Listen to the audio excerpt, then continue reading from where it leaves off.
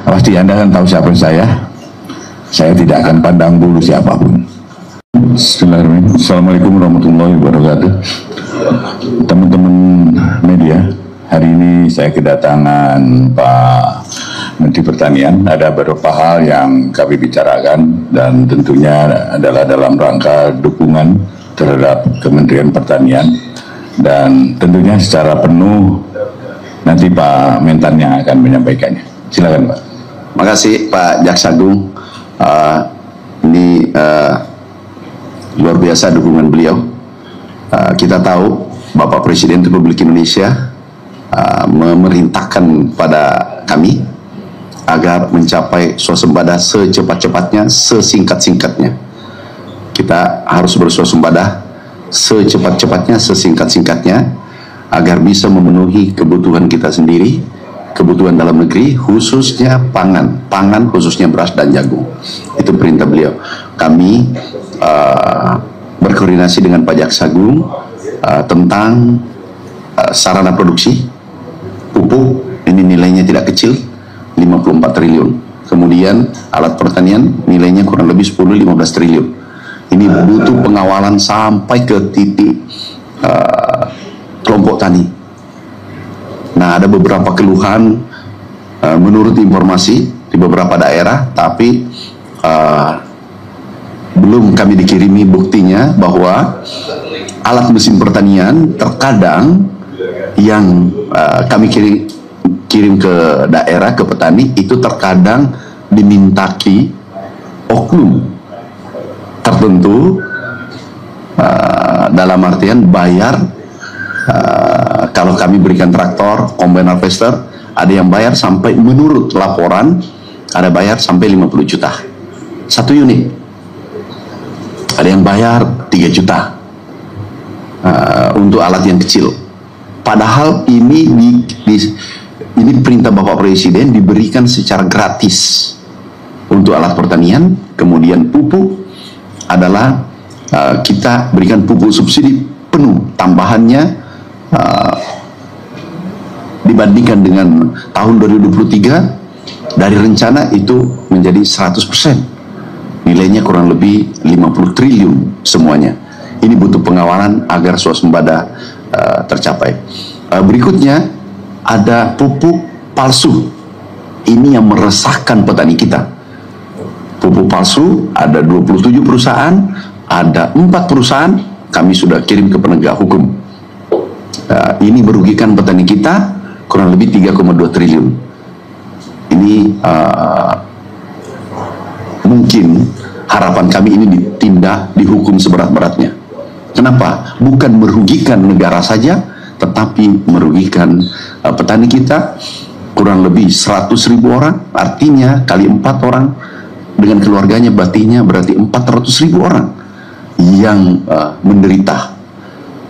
Kerugian total, potensi kerugian untuk petani kita 3,2 triliun. Dan ini kami sampaikan ke beliau. Beliau memberikan dukungan penuh. Terima kasih Pak Jaksa Agung, Pak Jamintel, Jampidum, Jampitsus. Kami terima kasih mewakili petani seluruh Indonesia. Terima kasih. Wassalamualaikum warahmatullahi wabarakatuh.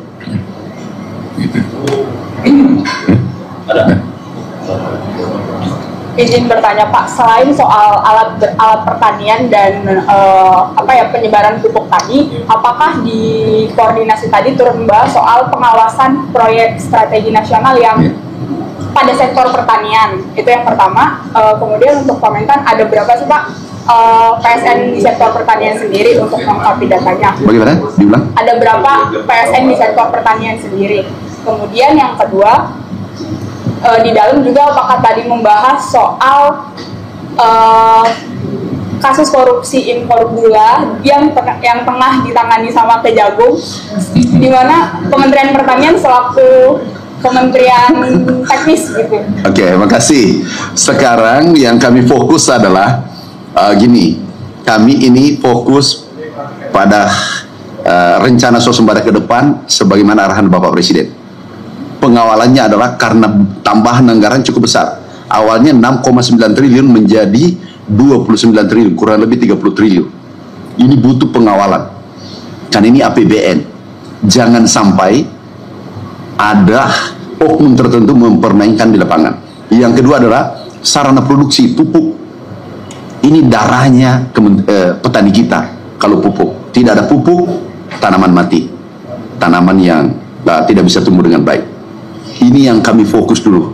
Fokus adalah menuju swasembada. Apa saja sarana produksi untuk menuju swasembada secepat-cepatnya.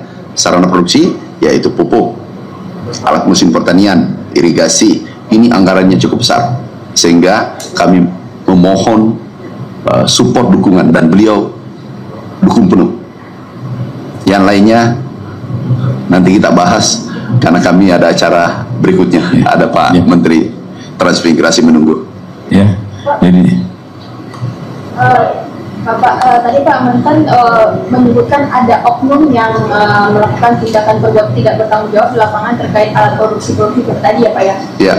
Apakah dari Mentan sudah mencatat sendiri berapa jumlah oknum dan oknum apa yang terlibat itu? Baru kami dapatkan laporan karena kami buka nomor HP kami agar semua petani bisa melapor langsung direct ke nomor HP kami.